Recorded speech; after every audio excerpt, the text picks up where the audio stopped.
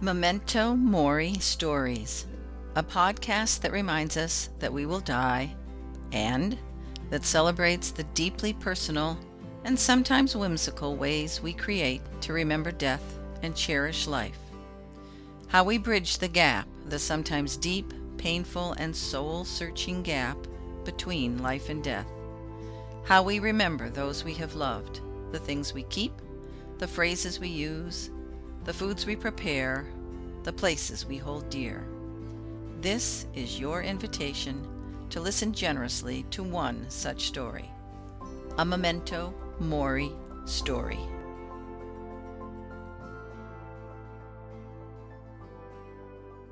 The object is a house, and it's our family home. In particular, it's my real family home because it's the only family home that I lived in. When I was born, that was the home that I was brought to, and that was my home almost until I turned 50 years old. Home in the sense of home base. I didn't live there once I left for university. I never came back to live full time, here and there, but that was always home base. My parents bought the home in 1966, and I was born in 1968, and it was our home until 2017. We had to sell the house in 2017. Our mom is now in a nursing home, and she was the last person living in the house. Our father died almost 21 years ago now. There were some things that we all, of course, took to remind us of all those years in the home, but I don't have too many, and that was intentional. The two things that I do have, there are more than two, but the two that in particular I'll speak of. One is a painting of the house. The house is always referred to by its address, which is 18 Arkell St. And the original is actually in my mom's room in her nursing home.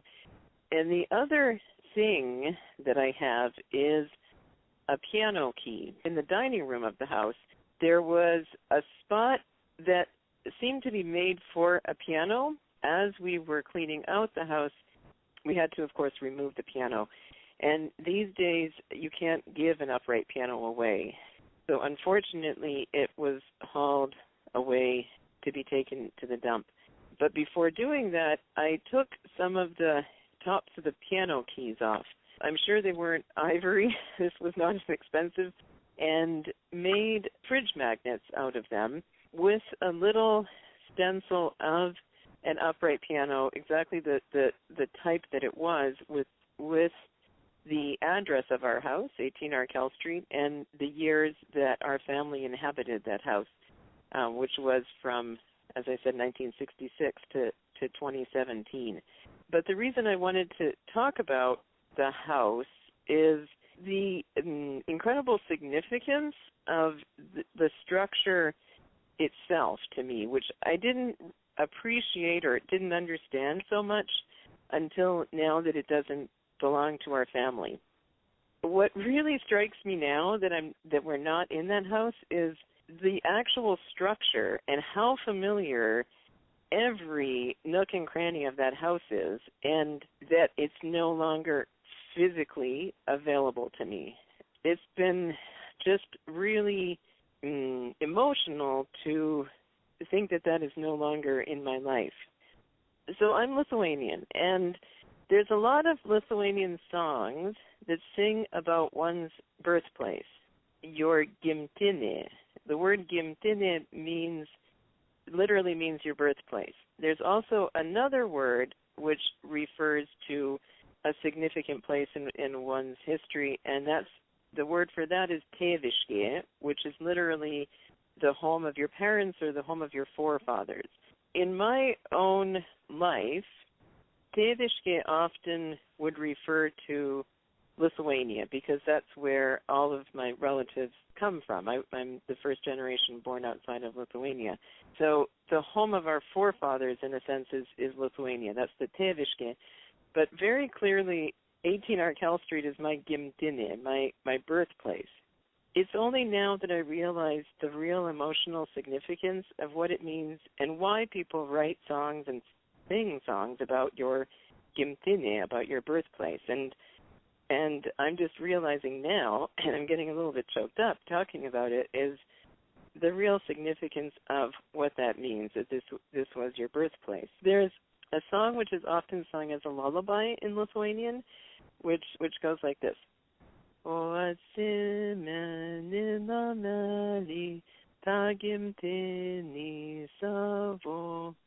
And it literally means, I remember that house, that birthplace of mine.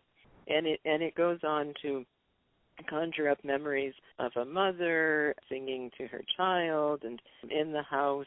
Now, after this experience of not having that house anymore, I realize how emotional some of these songs and how emotional the thought of your birthplace really is. And I can only imagine how that is when one loses their birthplace unintentionally, whether that's because of war or tragedy or whatever it is, where you don't consciously make that decision as we did to leave the family home, how even more poignant and emotional that must be to think of one's birthplace, one's gimtinė.